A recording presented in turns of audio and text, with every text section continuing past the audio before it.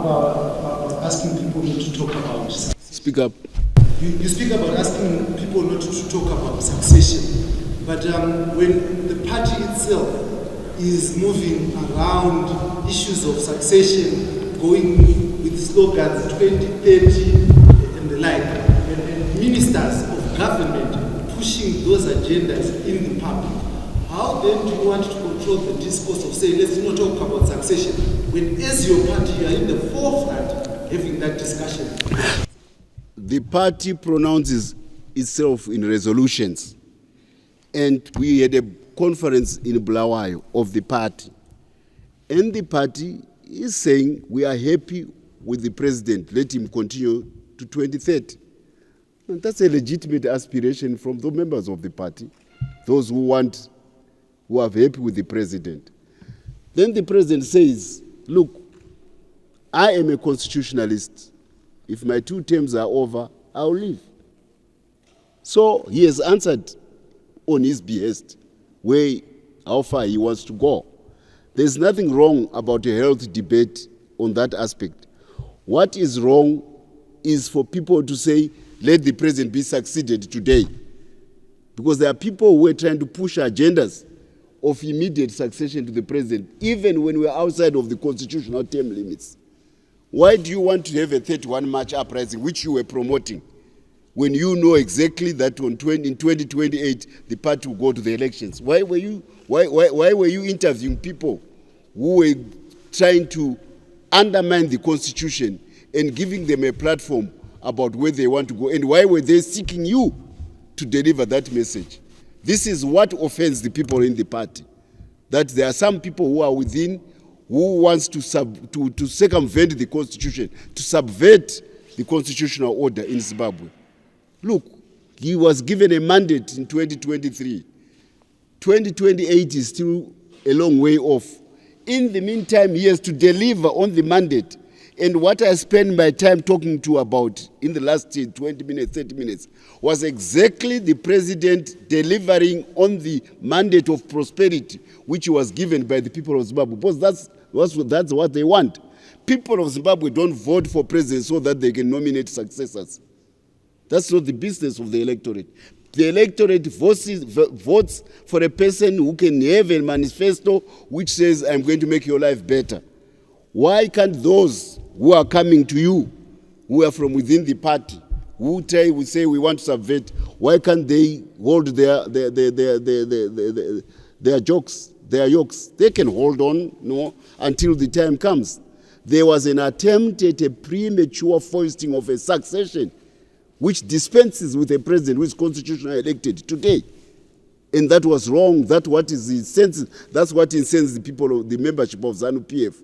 They are happy with their president. They want him to discharge his mandate. He's discharging it very well, that mandate, because all the prosperity, the big projects which I'm talking about, which foist Zimbabwe on the top of even European countries in steel sectors, in lithium. This is a hallmark of a man who knows what he's doing, and he's got 5 years to deliver that. Give him that mandate for 5 years. Come 28, you can talk about succession. One at a time, please. Yeah, let him follow up. You yourself led a drive. You led a drive to remove a president who was constitutionally elected, to remove him from power before his mandate was due. You removed President Robert Gabriel Mugabe. Why can't you allow others, if they so wish, to do what you did? The reason why President Mugabe had to be removed is very clear. Along the way, he had decided to create a dynasty out of this country. So he was moving with his own succession agenda outside the context of the Zimbabwe people.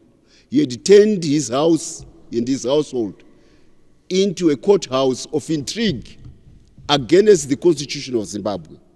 This is what then led to those who had put him in power originally, the war veterans. We know where Mugabe came from. We know how he got to that power. We made it possible. The Mgagao document, we made it possible. The war which was fought, we made it possible. He has no particular possession of the attributes of that war. He can't say it's my war. He couldn't say it's my war. But he was taking all those sacrifices of the people and turning it into a family dynasty. That's antithesis of the revolution.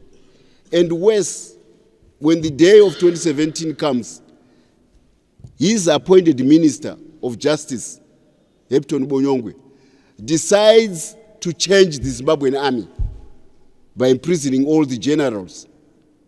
Hitherto, they had been staying in their barracks, not unduly concerned about what was going on. But when dockets were signed for them to be removed because somebody was riding on the dynastic pretenses of Mugabe, of course, the people of Zimbabwe and their army united, because this country is born of the unity of the people of Zimbabwe and their army. And they said, we will not tolerate this nonsense. This is the reality. If you begin to subvert the state, yourself as head of state, and that's why there is a difference between President Mnangagwa saying, I'm a constitutionalist, I follow the constitution, from Mugabe saying, my wife becomes the new queen when I'm gone. You all saw it. She was even prepared to say his grave will rule, his ghost will rule from the grave. You all saw it. You saw it. What sane country tolerates that kind of nonsense? More so, a country which went through the pains of a terrible war to restore its identity. So there's no juxtaposition between President Mnangagwa, a constitutionalist, and Mugabe, a dynastic pretender. It's said, some people say, are we revising our view about Mugabe? No, we are not. We are being consistent as revolutionaries.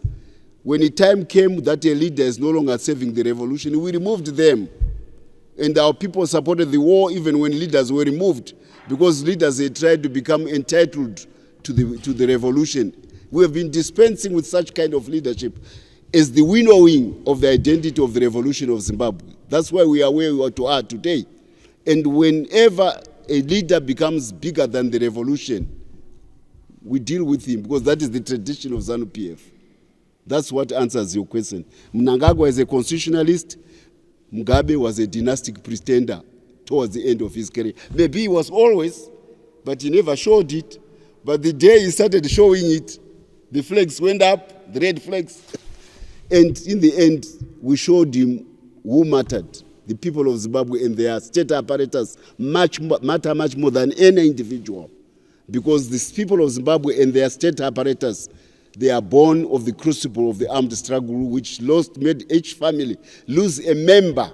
Each family in Zimbabwe lost somebody from that generation. We cannot afford any deviations from the revolutionary traditions of ZANU-PF. I hope I answer your question. Are there any other questions?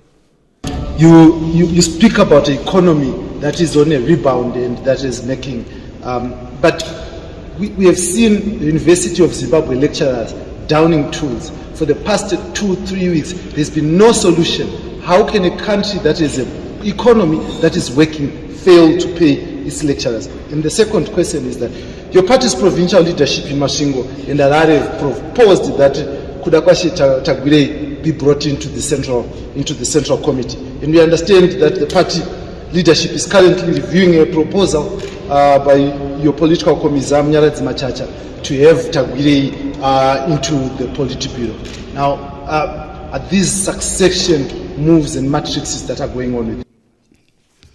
I will start by the last one. Anybody is free to join ZANU-PF, whether be a businessman, whether you be a farmer, whether you be a fisherman, whatever. Obviously, the more business people we can have in the party, it means that they are beginning to acknowledge the palpable prosperity which the president is giving to the country. So if businessmen in their numbers begin to gravitate towards the party, we applaud that. We like it. Because a businessman produces goods and services which make him rich further than an individual person. So there's nothing wrong with businessmen coming into the party. If certain provinces feel that that person should become a central committee member and they send their recommendations, the party will consider those resolutions and it will come out with an appropriate decision. What would be wrong is to say we are getting into the party so that I can become that and that post, that I can become the president. Because that is not the purpose of joining the party. The purpose of joining the party is to follow the constitution of the party and see to it that when succession or when succession is done by votes, that you comply with the tenets of that party. So it really depends on the individuals. If eventually the people of Zimbabwe, of the membership of the party, see you otherwise, they would have assessed you. But also don't give them don't deny them the privilege of saying they may want to see somebody in a positive manner. That's what our democracy thrives. It's a mass party. It's not a vanguard party. So it allows everybody to come into the party. Yes. But if you come on a ticket that I want power, the people may see through what you want, and that becomes a challenge. Hopefully, all the businessmen entrants who come, they come to say we want to save the party, not to save themselves. That's how I would answer that. Because saving themselves will not take them anywhere in ZANU-PF. I can vouch for that. Just like presidents who went haywire, we removed them. ZANU-PF will winnow out and people who may have hidden ambitions other than following the strictures of the ZANU-PF and its record for the Zimbabwe revolution. Strikes, they happen in any country. There may be good reasons why the professors and the teachers, the lecturers are striking, but we can't say because each strike has happened somewhere, therefore it's a condemnation of a government. No, it's an expression of the democratic nature of the Zimbabwean society. There's nothing wrong with them striking, but hopefully they will be sitting down of the either side. They assess each other's grievances and each other's demands. And if they assess, they come to a conclusion, we applaud that conclusion. There's no way we can be permanently out of lecturers at an important university like Zimbabwe. I'm sure something good will come out of it. But there's nothing untoward about lecturers and any other Zimbabwean saying that I'm not happy with what my employer is doing. It's an employer-employee relationship. Ultimately at the end. It's not a political issue. It's an employer-employee relationship. I'm sure even when your nanny or your garden boy, he may get angry with you because you are not paying enough wages. Do we then say it's a political issue? It isn't. It's a labor relations issue about remuneration. I hope I answer you. Because otherwise, people will fall out over anything everywhere. And then you take it to say it's about ZANU-PF. People in Zimbabwe are free to live on a day-to-day basis, social interaction in whatever manner, and sometimes they disagree, sometimes they agree, in whatever socio-economic activity they're engaged in, even political activity. Political activity maybe we can come in, but socio-economic, look, people want a better life, some people are denied, or others are greedy. It always happens. So, the question was, the spokesperson was, how do you allow a strike to happen in an economy that is functioning, that is rebounding? How does a government fail to pay its workers in an economy that is functioning? Do you have any presidential advice? No, I repeat, these are employer relations at the workplace. It is not, I'm sure they are not, the lecturers will be the last ones to say we are doing it in order to fight politically. They are not a political party. They are only fighting for what they think is their due and is right and proper. And I hope their employer, who may be the government through a department, reasons, the administration at the university or otherwise. So it's really in the realm of labor relations, your question. Why are you wanting to politicize it? Every labor dispute in this country becomes a political issue? No. Disputes on labor are likely to happen like just people who may quarrel in a pub after they are drunk.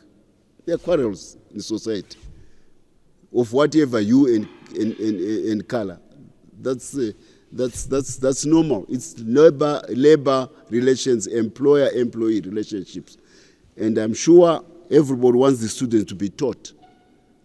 A way must be found, because the sufferers will be the students, and a way will be found around that. Under employer-employee relations, there's the Ministry of Labor, which will engage with either party to make sure that issue is resolved. Any other question? Okay. I'm very happy about your attendance and coming back. Africa Labor, you see, this Africa Day, I have to mention it. We are very faithful to Africa, because without Africa, we would never have the modern state, which is Zimbabwe. The young people like our president went into Africa, they got support by the African continent, even when the odds were against the African continent.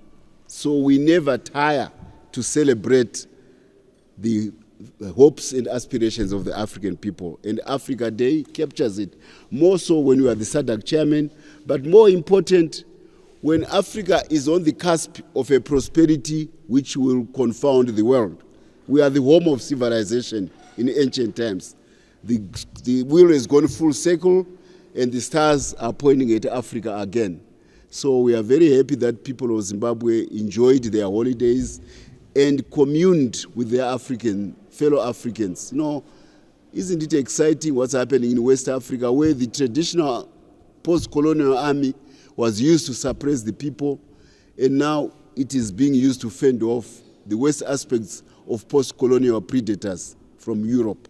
This is good. It's a new consciousness about young leaders, even military ones in West Africa. We don't celebrate that, but everybody has got a unique history. Africans in West Africa, the armies, have for too long been used to abuse the population of West Africa and enrich foreigners, former colonial powers.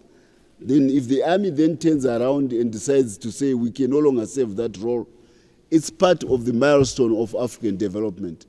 So Africa Day, we celebrate it with the gratitude which Africa gave to Zimbabwe and Southern Africa to acquire freedom. Without Africa support, we would not have made it to where we were. They were the conscience, they were the material support, they were our exile home bases, they gave us sanctuary to train and come and fight back. This is a noble role by Africa, and it is very worthwhile that that day be commemorated at a time when Africa is going to do well and is doing well. We are the future of humanity again in Africa, as we were many thousands of years ago when we started human civilization in Africa. I thank you.